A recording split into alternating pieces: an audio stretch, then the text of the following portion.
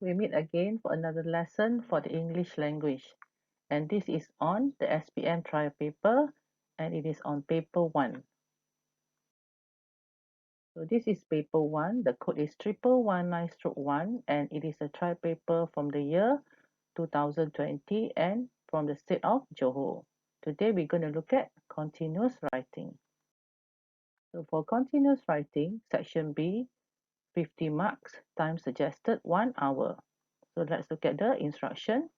Write a composition of about 350 words on one of the following topics. So let's look at the first topic. Number 1, every cloud has a silver lining. Describe how two friends learn a precious lesson when they manage to resolve a conflict between them. So this is narrative writing. Okay, number 2, write a story about someone you know who faced a big loss in life. In the story, give details of the event and the lesson that the person has learned. Okay, so it is narrative, or it can be also partly descriptive writing. Number 3, in order to achieve success in life, we need to sacrifice. What are the sacrifices that teenagers should make in order to succeed in life? So this is reflective writing. Number 4, people tend to be more caring and responsible when facing hard times together. Do you agree? Give details and reasons to support your view. So this is argumentative writing. Number 5, what are some simple things that we can do to help create a better and healthier environment? Explain. So this is again reflective writing. For topic 1, every cloud has a silver lining. Describe how two friends learn a precious lesson when they manage to resolve a conflict between them. So if you say that every cloud has a silver lining, you mean that every sad or unpleasant situation has a positive side to it. If you talk about silver lining, you are talking about something positive that comes out of a sad or unpleasant situation. So let's look at the draft. You have to have two friends. Maybe, for example, Rick and John. Then there must be a conflict, like a disagreement, fight, misunderstanding. Maybe they have argued or there was an argument. And then you must write this incident of the conflict in details. Okay, and then how they resolve the conflict. Maybe they apologize or they forgive each other. And then the lesson learned is every cloud has a silver lining. A good friend is like a precious gem. We do not live alone like a hermit. We need others to appreciate, encourage, love and accept us for who we are. The benefits of having a good friend are many and varied. There are times in everyone's life when we need a friend to talk to lean on, or just to have a company and feel the benefits of having someone near. Rick and John are best friends in school. They first met at kindergarten and became great friends. They're classmates again this year and often go to school together each morning. One day, the stench of the stale cigarette smell stung John's nose the moment Rick stood before him. "Hey, shall we have a game of basketball later?" John squirmed and turned away as the odor of Rick's breath reached him. "Sure," he gave an awkward smile. "You want a mint?" John offered as he fumbled for the breath freshener in his bag. Rick was taken by surprise and there was a moment of stunned silence. Thank you," he mumbled as John dropped one onto his outstretched palm. As they headed towards the school square, John could not contain the question in him anymore. "Have you been smoking?" Rick did not reply. Instead, his eyes were downcast as they continued their way. John persisted, "I've noticed the whiff of cigarette stench for the past few weeks." "You've picked up smoking? From whom?" Rick halted in his tracks and with a steady gaze, he looked at John solemnly. "I've been having family problems and it is a challenge to cope with my studies at the same time. I confided in my elder cousin and he told me that smoking relieves stress. I tried and it works, so John recoiled at the absurdity of the advice given by his cousin.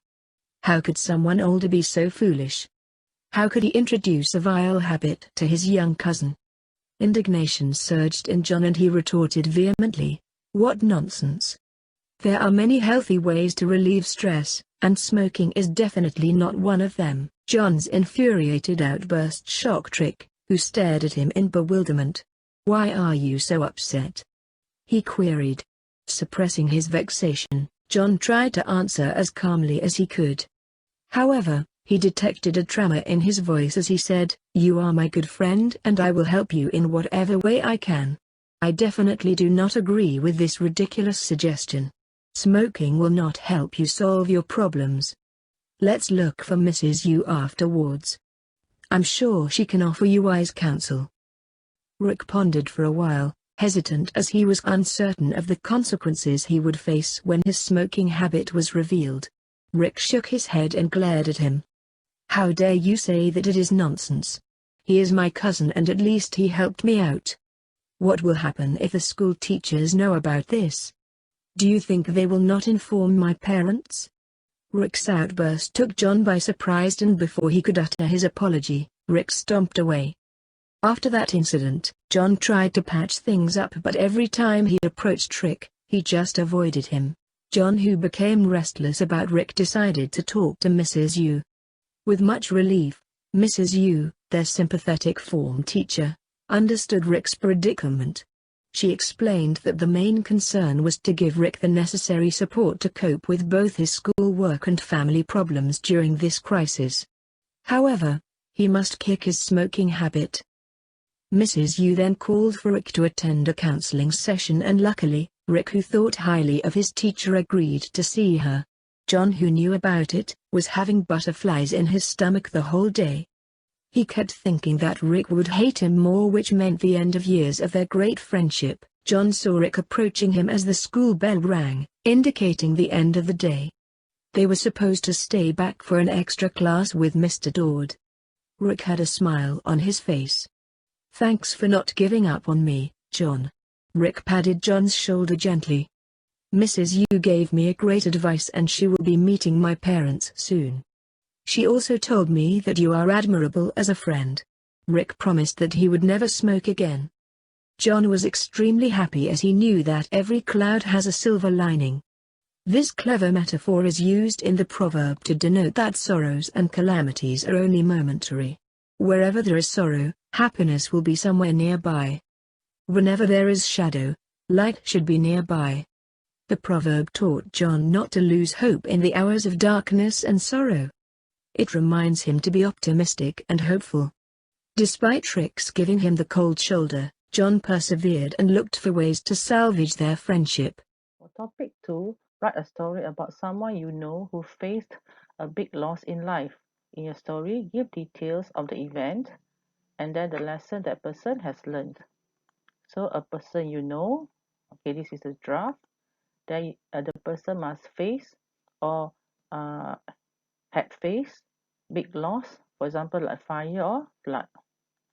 And then you must write this event in detail. So you must provide information. And then the lesson learned is, for example, it is the importance of family and friends. I was rudely awakened by screams and shouts. My alarm clock showed that it was only 3 a.m. What could have happened at this unearthly hour? Could it be a break-in? I realized that it was raining. Suddenly it dawned on me that our house could be flooded. How silly of me not to think of the flood. Luckily, the water came up to only the car porch, but this was not the first time. In fact, our house, my uncle's and the whole housing estate of Taman Bahagia, had been flooded. We have been facing this nightmare every time there is a torrential downpour, since we moved in 2 years ago. The latest incident occurred about 2 months ago.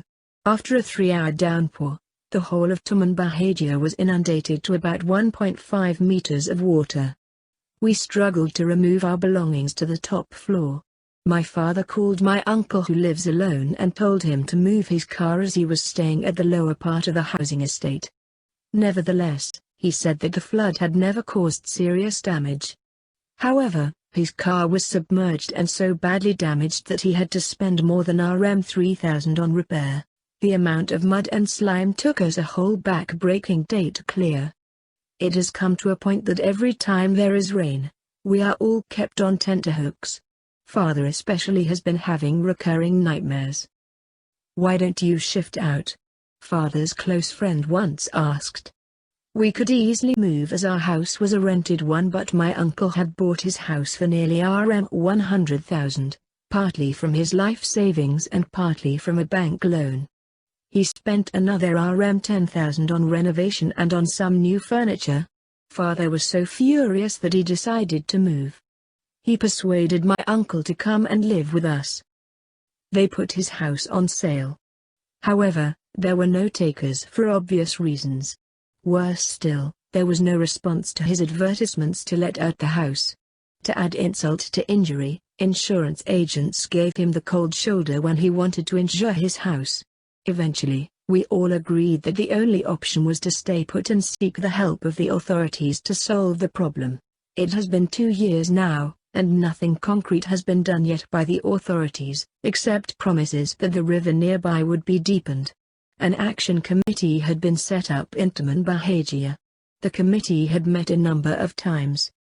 The members asked for a dialogue with the local town council so that they could work together to avoid another major flood.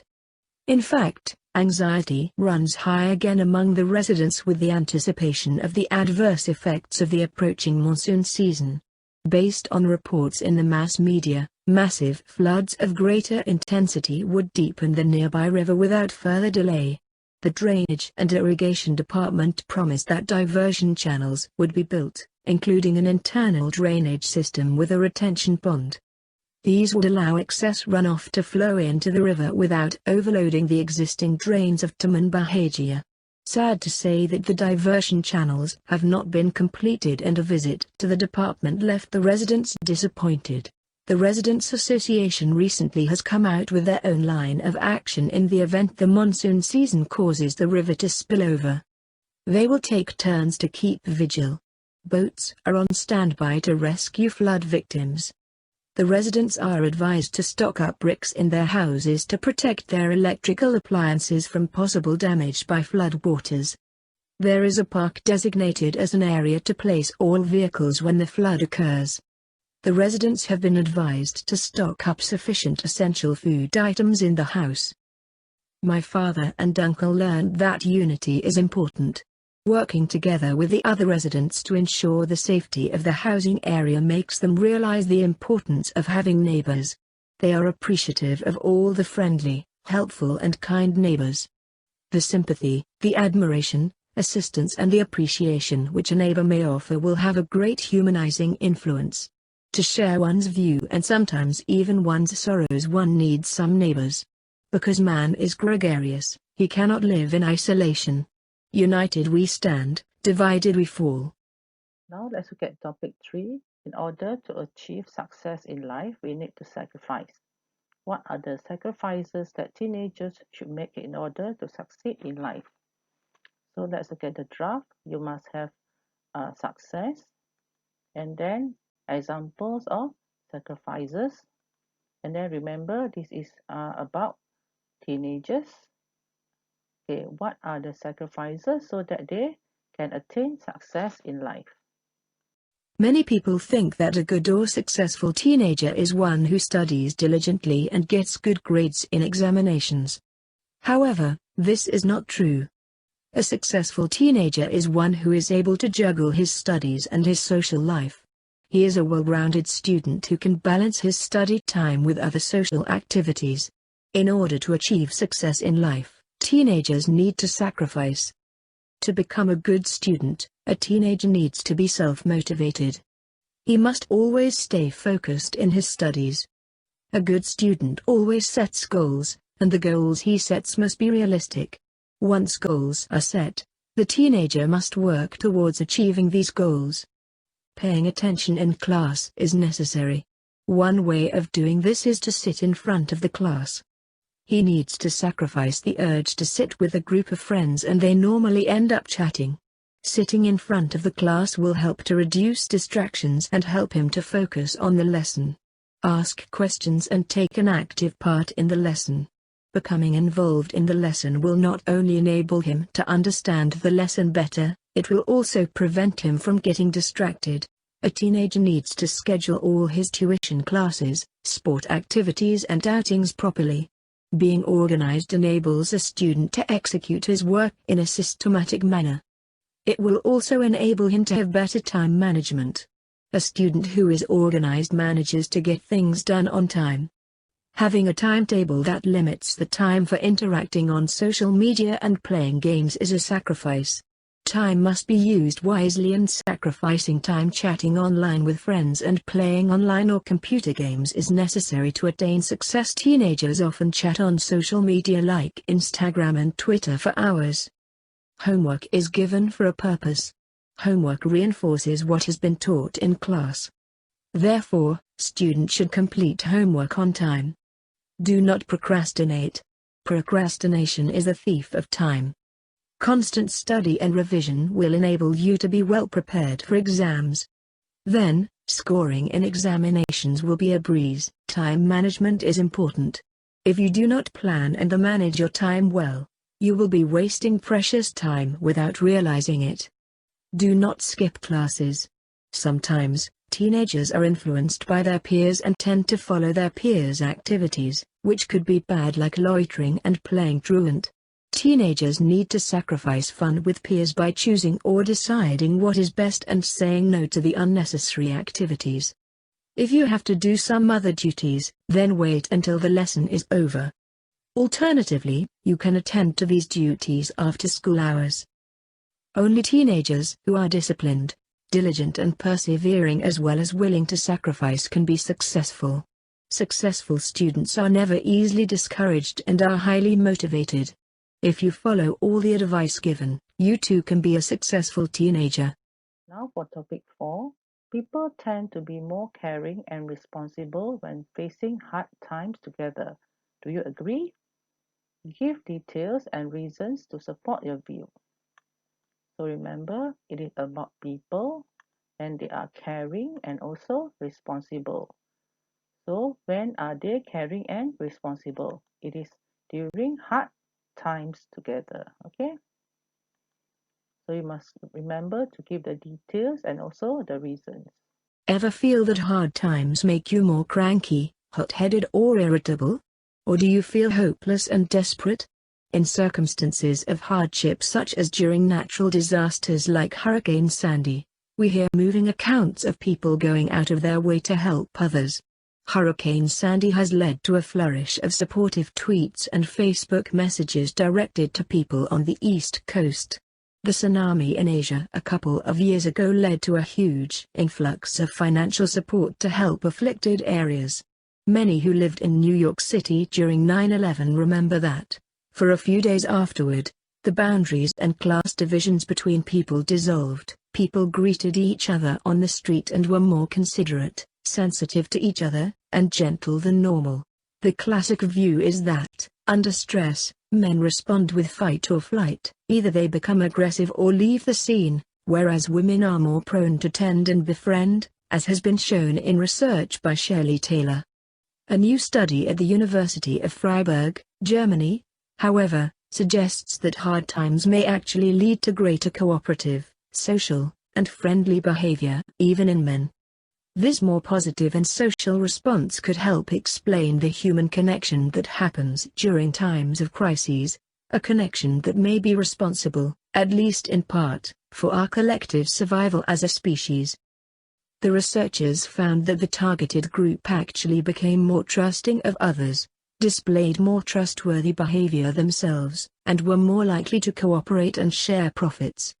The researchers also found that these results were not due to weakened judgment in the stress group. The stress group did not differ from the control groups in their ability to make decisions or their willingness to sanction another participant who behaved unfairly. One reason why hard times may lead to cooperative behavior is our profound need for social connection. Human beings are fundamentally social animals, and it is the protective nature of our social relationships that has allowed our species to thrive. Decades of research shows that social connection is a fundamental human need linked to both psychological and physical health, including a stronger immune system, faster recovery from disease, and even longevity. Social connection may be particularly important during hard times because it naturally leads to a sense of vulnerability and loss of control. A study by Benjamin Converse and colleagues at the University of Virginia found that feeling out of control leads to greater generosity and helpfulness, while research at Stanford University by Anita Ratan and Krishna Savani showed that the opposite is true when we are primed with feelings of self-determination and control. Think back to a time when you felt out of control, for example during a romantic breakup, when you had an empty bank account, or lost a job. Chances are your feeling of vulnerability and feelings of lack of control may have made you seek the comfort of others in some way. Breen Brown, professor at the University of Houston Graduate College of Social Work and expert in the field of social connection, explains that vulnerability is a core ingredient of social bonding. War is one of the greatest hard times anyone could ever encounter, yet it also often leads to deep human friendships and incredible acts of heroism and sacrifice for one another. Veterans often speak of the tight bond that occurs between service members on the battlefield. Countless soldiers have perished running into a line of fire to save an injured brother in arms. Hard times may help remind us of a fundamental truth: our common humanity. Understanding our shared vulnerability where life makes no promises. This may be frightening, but it can inspire kindness, connection, and desire to stand together and support each other. Now let's look at the last topic. What are some simple things that we can do to help create a better and healthier environment? Explain. Okay, so let's look at the draft. You must have simple things. Maybe like recycle items, carry your own shopping bags, or saving water. And then these things are done to create better and healthier environment. Humans, in their overzealous attempts to develop the world around them, have set in motion the process of its deterioration. Today, we hear of environmental problems such as pollution, acid rain, ozone depletion, and the greenhouse effect. Though we cannot undo the damage that we have already done, we can prevent it from becoming worse. It is our duty to protect and preserve the environment, and thus, Earth. Of course, the first place to start is at home. As the world's population grows, so does the amount of household waste. Many things that we throw away, old newspapers, glass bottles, plastic and metal containers, are not waste, and can be recycled. We should therefore separate our rubbish and make sure that we dispose of only those materials which really cannot be reused or recycled. This way, we will not only reduce the amount of waste material that has to be destroyed, we will help reduce the consumption of raw materials needed in industries manufacturing paper, glass, plastic or metal items.